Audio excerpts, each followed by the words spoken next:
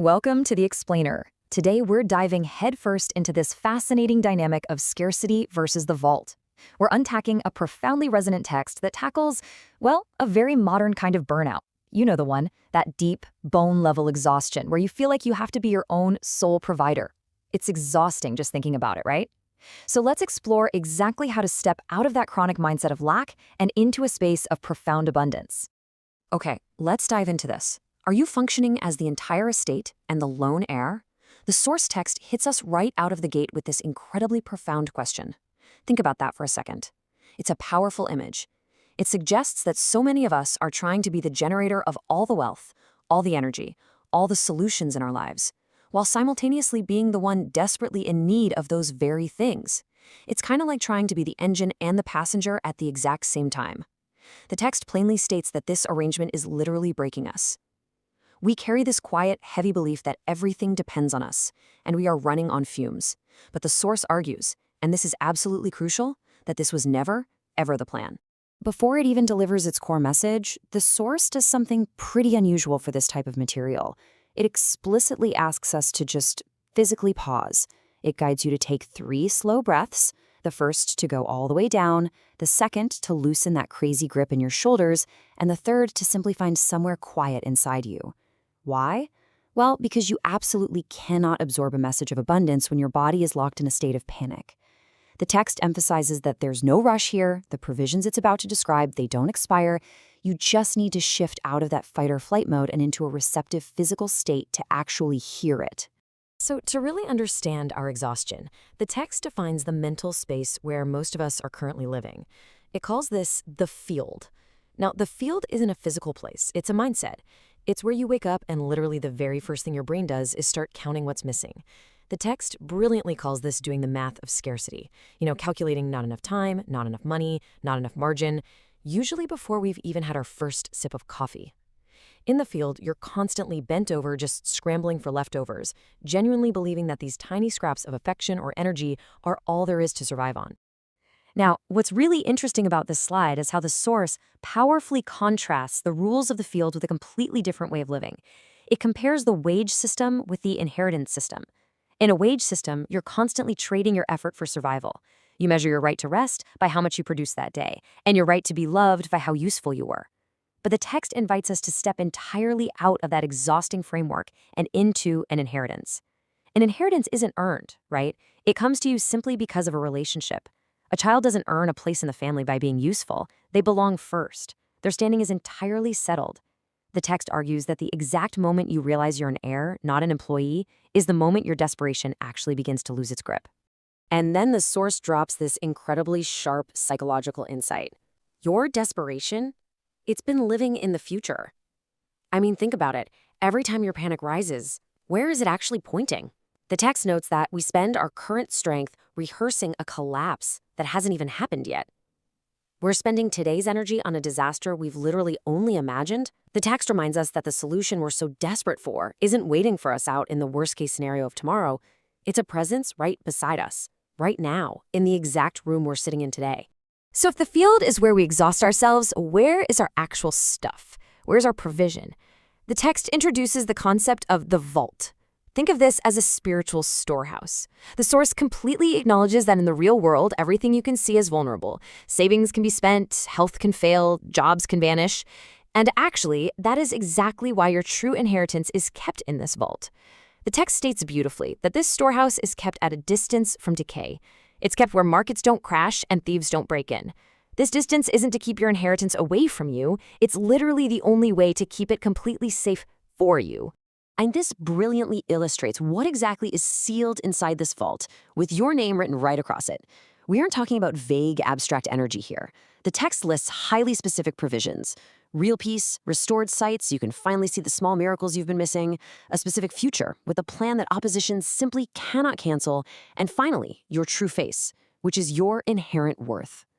These are the exact things that have been stocked and safeguarded for you all along, even while you thought absolutely nothing was happening. Let's look a little closer at that first item from the vault, real peace. The text draws an absolutely fascinating distinction here. It contrasts real peace with what it calls brittle calm. Brittle calm is that temporary, fragile quiet we try to manufacture by frantically controlling every single variable in our lives. Like color coding our calendars while the sky is falling. It shatters the very second something goes wrong. Real peace, on the other hand, is entirely different. It holds firm even when the variables absolutely refuse to cooperate. It's a peace that doesn't require the storm to stop in order to exist because it's drawn from the vault, not generated by your own exhausted, frantic efforts. Now, the text also dives into a very painful reality: human disappointment. Many of us have leaned our full weight on promises that buckled or people who eventually let go. But the source unpacks this with a truly stunning metaphor. It says that the people who failed you, they were never built to be your storehouse. They were just fellow heirs, just as tired and empty-handed, searching that exact same field. To ask them to be your ultimate source, well, it was like asking a thirsty person to be a river. Their love was just a cup. It could and did run dry. The text urges us to stop asking a cup to be the infinite ocean of love that we actually need. So, the crucial point is, it all comes down to a single number: 0. That is exactly how many wins you needed to have on your record to be chosen. The text addresses what might honestly be the hardest concept for high achievers to accept: the fact that your worth is not calculated from your wins. No way. The source states that you were selected and you were loved before you had done a single thing to deserve it. The selecting came first. You don't have to earn your way back, day by being the one who constantly carries everyone else. Building on that idea of inherent worth, the text tackles those internal accusations we all face. You know the ones, those quiet voices telling us we're behind or that we've messed up way too many times. The source reframes these internal attacks as the forgery.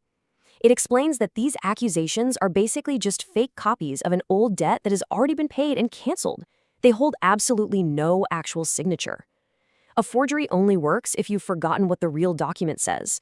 And the real document, as the text reminds us, simply reads, heir, paid for, and kept. Let's move to and see how this builds into a profound defense against our daily worry. The source asks us to literally construct a timeline of evidence. It points out that every single one of us has experienced past rescues. Doors that miraculously opened when we were certain they were bolted shut. Provisions that arrived just in the nick of time.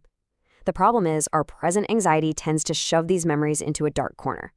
The text urges us to bring those old answered prayers back out and use them as legal exhibits in our favor.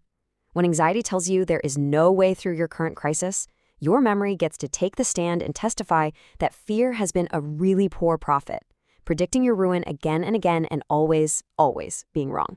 The text then asks us to hold two things side by side and just let the mass settle. On one side, you have the affliction or the problem you are facing right now. And the text doesn't patronize us. It doesn't pretend this is small. It fully acknowledges the incredibly heavy weight of our current problems. But on the other side is the permanent inheritance kept for you. Every grief, every disappointment, every fear, it has an ending. It is strictly temporary. The inheritance does not end. The text challenges us to realize that the massive, permanent reality of the vault completely dwarfs the temporary struggles of the field. So, what about those moments when we literally cannot push any further? The source offers a radical redefinition of failure here. You might feel that hitting a cold wall, reaching your absolute limit, and dropping to your knees is definitive proof that you are not enough. But the text argues the exact opposite. Actually, scratch that. It says that reaching the end of your own strength is the exact place where you finally discover that the inheritance was never resting on your strength to begin with. You knelt because you were tired. You didn't fail, you arrived. Which brings us to the ultimate choice presented by this incredible text. Will you stay bent over in the field, accepting the ache in your back as totally normal, calling your exhaustion maturity and your scarcity realism, or will you lift your gaze and claim the vault? The source leaves us with this massive paradigm shift. It is not naive to trust in this inheritance. In fact, it's the most accurate, realistic thing you can do because the vault is fundamentally more real and more permanent than the field. You are not the orphan in the field, you are an heir. So, as you step back out into the rest of your day, you have to ask yourself, which reality are you going to choose to live in?